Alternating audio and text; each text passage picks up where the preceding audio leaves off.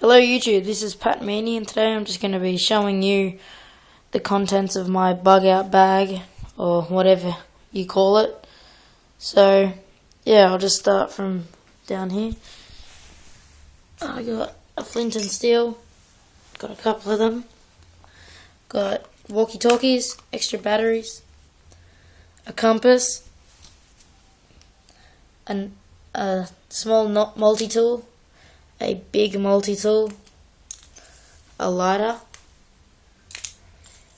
this is my proper flint and steel that I use, garbage bag, very useful. In here I got some candles, some Panadol, a pen, a Swiss Army knife, very helpful, a torch.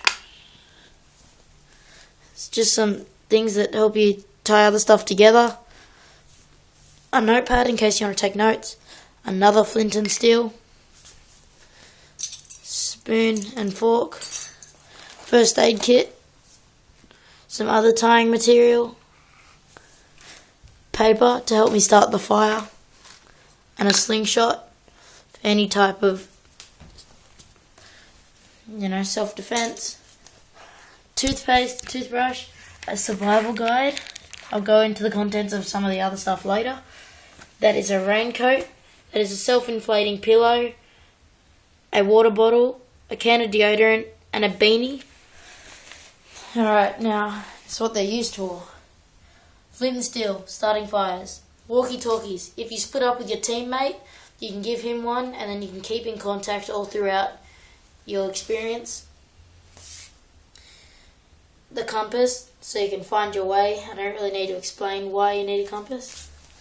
This knife, you can use it for, it's got on there a screwdriver, a corkscrew in case you want to get absolutely smashed, a bottle opener, a small knife, and a main knife. This one is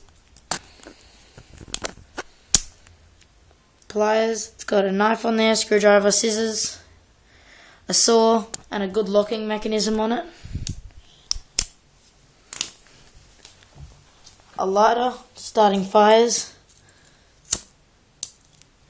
And if the lighter runs out, I got another flint and steel as well as the other one over there. Garbage bag, you can keep clothes in, keep all this in, tie it tightly so it's water sealed. Got some candles in case your flashlight stops working. Even that in case you get sick, and a pen in case you want to take notes. A knife, basically the same use as this. This one has a bottle opener, a saw, scissors, a knife. It did have the toothpick, but I lost it. A flashlight. Leather strips for tying material together. Taking notes. Starting fire. Eating. And the first aid kit I will go into right now. So let me open it. Alright, the contents. You have a lot of band-aids. What else do you get? You got rubber gloves, bandages, a big bandage,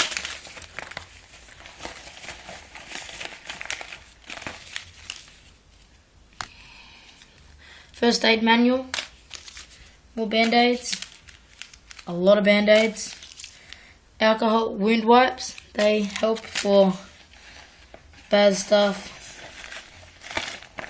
We got snap lock bags, they're good to have because they can keep all your gear together, and bobby pins to put all the bandages on. Alright, paper to help start the fire, self-defense, a beanie to keep you warm, deodorant to help start a fire as well, and hygiene is very important. You don't want to be smelling absolutely feral. A water bottle, an inflatable pillow, just for a little bit of comfort. Some people call these luxury items. A raincoat, which can be manipulated into a shelter, and all sorts of stuff. More hygiene products. And the survival guide that I made myself just tells you how to use a watch to find north and south, some tips on. You got what more tips, and then you have like more tips. Like if you're stung by poison, if you're stung by like poisonous plants, tells you how to deal with it. Just important survival skills. You got fear, pain, cold, thirst, hunger, fatigue, not fatigue. And then you've got how to build a fire. And you got the things that would be easy to find. The most common ways to create a spark are using, like, say, these items, waterproof matches, stuff like that. How to build a shelter. More stuff on a shelter. More stuff on a shelter if you're in snow. Just equipment that you should have. On the next page you got like a checklist of what you should have in your bug out bag. Or any other bag, like a survival bag. This helps you how to find food and water.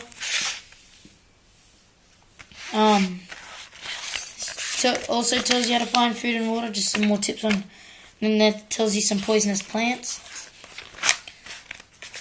This is how to hunt, set snares, and make like a fishing pole. This is the important stuff, the first aid that you really need to know. Tells you how to deal with shock, when whoever you're with isn't breathing, consistent bleeding, fractures, sprains, concussions, dislocations, heat exhaustion, sunstroke or heat stroke, muscle cramps, burns, slow blindness, frostbite, blisters, headaches, snake bites, bee stings, and then hypothermia.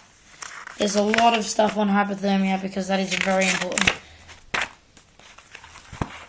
Well, that's it for today, guys. Tried to go a bit fast to speed up the video. Didn't really look like it worked. This is my first video, and I'll be making more survival tips, and my next one will be how to start a fire with a magnesium flint and steel. See yous.